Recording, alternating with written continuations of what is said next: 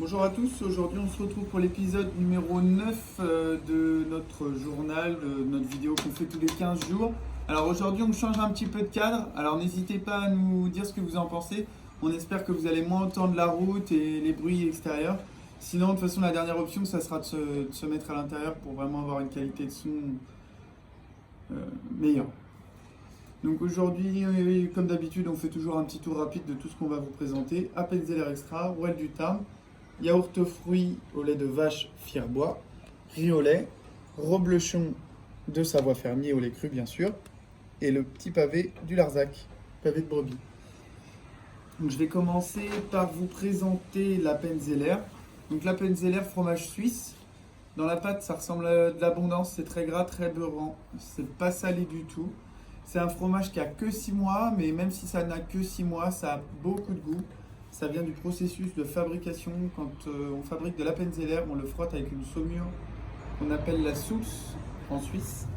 C'est une saumure de racines et d'herbes de montagne. Ça va donner vraiment un goût très typique au fromage.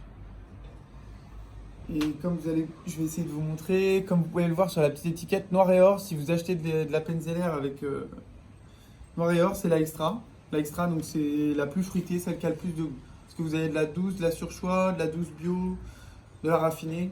Voilà. Privilégiez l'extra si vous cherchez un fromage qui a de la puissance. Si tu veux nous présenter le pavé. Alors, le pavé du Larzac, petit fromage de brebis, fondant, pas coulant, dense, mais pas pâteux.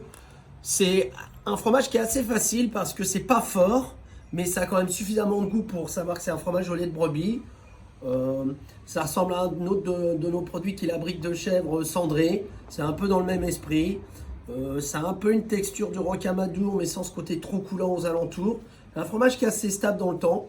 Moi, je trouve que c'est un fromage qui est qui est assez consensuel, mais qui tombe pas dans la facilité. Voilà, c'est ok. Et chez vous, le pavé du Larzac ira plutôt vers le sec que vers le crémeux. Oui, voilà. C'est plutôt Sinon, c'est que, enfin, moi je l'ai jamais vu.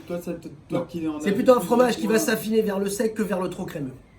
Mais ça se garde, ça reste fondant quand même très longtemps. Sinon, ensuite, je vais vous présenter la Rouelle du Tarn. Donc la Rouelle du Tarn, fromage qui est fromage de chèvre au lait cru, pas mal de goût de chèvre, un peu dans l'esprit du Sainte-Maure, mais ça sera plus fondant et beaucoup plus crémeux et coulant autour en vieillissant. Petite parenthèse, c'est bien la rouelle du Tarn et pas la brouette du Tarn, la banette du Tarn. Enfin, on nous a inventé un petit peu pas mal de noms là-dessus. Alors, on est preneur, hein, mais le vrai nom, c'est la rouelle du Tarn. Voilà. Ensuite, reblochon fermier, hein, un grand classique. Ça va vraiment commencer à être la pleine saison. C'est très crémeux, c'est légèrement coulant, c'est un fromage qui a du goût. Alors bien sûr, il y a eu la grande période tartiflette, etc. Mais il ne faut pas oublier qu'au départ, ça a été un fromage à couteau. Et la tartiflette, c'est quelque chose qui est apparu bien après sa production. Quand justement, il y a eu une surproduction et qu'il fallait vendre à tout prix ce qui a été fait. Je pense que voilà, on a trouvé là, on a bien fait les Savoyards ont bien su faire du marketing pour nous vendre du reblochon, hein, parce que comme tout le monde sait, les Savoyards, ils savent bien vendre leurs produits à très bon marché. Voilà, petite parenthèse, mais ça reste un excellent produit tout de même. Voilà. Ensuite, on passe à la crèmerie. Alors, c'est vrai que pour cet épisode-là, on a décidé de mettre un petit peu de crèmerie, de vous faire découvrir un peu de crèmerie. C'est vrai que vous n'êtes pas si nombreux, on en vend bien, mais vous n'êtes pas si nombreux que ça à prendre de la crèmerie. Parce que je trouve qu'il y a vraiment une différence avec ce qu'on peut avoir l'habitude de manger. Donc le Fierbois, c'est un yaourt au lait de vache qui est fabriqué en Touraine, à Chédigny. Donc pasteurisé. Brassage manuel. Donc en fait, quand ils incorporent les fruits, ils le font à la main. Et ce qui fait que ça reste très onctueux. C'est très liquide comme yaourtin. C'est pas un yaourt où vous plantez la cuillère, ça reste dedans, c'est assez liquide. Voilà. Après en date, C'est toujours des très bonnes dates. toujours des très bonnes dates. Ça c'est de ce matin, ça va jusqu'au 9 juin. Dans votre plateau là, on a fruits des bois et vanille bourbon. Vous aurez forcément un fruit rouge et un fruit jaune. Alors en fruits jaunes, on a vanille bourbon, on a fruit de la passion, on a pamplemousse, rose, noix de coco, mandarine, amande. En fruits rouges, on a myrtille, pomme cassis, donc fruit des bois qui est là, mûre, cerise. Voilà, des fois, parfois des parfums exotiques comme banane figue, pamplemousse rose, Pas poire verveine. poire verveine. Alors, petit message personnel pour monsieur et madame C, d'Angers se reconnaîtront. Yaourt assez liquide, c'est très bien pour farter les skis. Voilà. Ça, ils comprendront, c'est pour monsieur et madame C d'Angers qui nous suivent sur les réseaux. Il n'y a pas de moquage, hein, ni rien du tout. Non, non, c'est un petit message personnel. Voilà. Et riz au lait. Alors, riz au lait, caramel, beurre salé.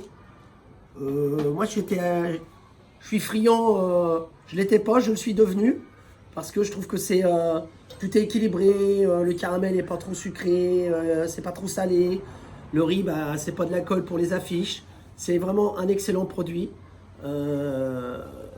C'est copieux mais sans charger. Moi j'aime bien, franchement j'aime bien. Et comme disait Valentin, c'est vrai que sur les produits frais, tout ce qui est yaourt, fromage blanc, crème fraîche, on en vend beaucoup, mais je pense qu'on pourrait faire mieux parce qu'il y a beaucoup de clients qui n'y pensent pas ou qui pensent qu'il n'y a pas de différence, alors que ils ont su faire la différence entre les fromages et les fromages de chez nous. Dites-vous une chose, c'est que la crèmerie, la différence, c'est aussi marqué, voire plus marqué. Voilà. Et puis surtout, voilà, sur la liste des ingrédients, on peut être très très transparent. Je veux dire, vous pouvez regarder la liste des ingrédients des Fierbois et tout ça, il n'y a pas de trucs entre guillemets bizarres. Donc non, c'est des très très bons produits. En plus, pour une fois, c'est presque local. Oui, voilà. Donc voilà. Bon, écoutez, moi c'est tout. Si tu as quelque chose à rajouter. Ouais, après, comme d'hab, vous n'hésitez pas à mettre un petit pouce vers le haut, ça nous fait toujours plaisir. Puis ça nous permet d'être plus visible aussi.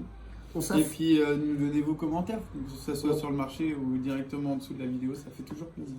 Pour certains clients assidus, nous avons du Beaufort. Mais ça, on avait dit qu'on leur dirait pas. On avait dit qu'on le dirait pas, c'est vrai. Bon, il n'y en aura pas pour tout le monde, mais il y en a. La mozza, on s'énerve un petit peu, parce qu'on va finir par se fâcher. Voilà, je pense qu'on a fait le tour. La burrata est revenue, mais ça, je crois qu'on l'avait déjà dit. Il y a du gapon qu'il n'y avait pas. Voilà, la semaine dernière, il y en a eu sur 2 marchés. Normalement, là, on a prévu pour qu'il y en ait sur tous les marchés. Voilà.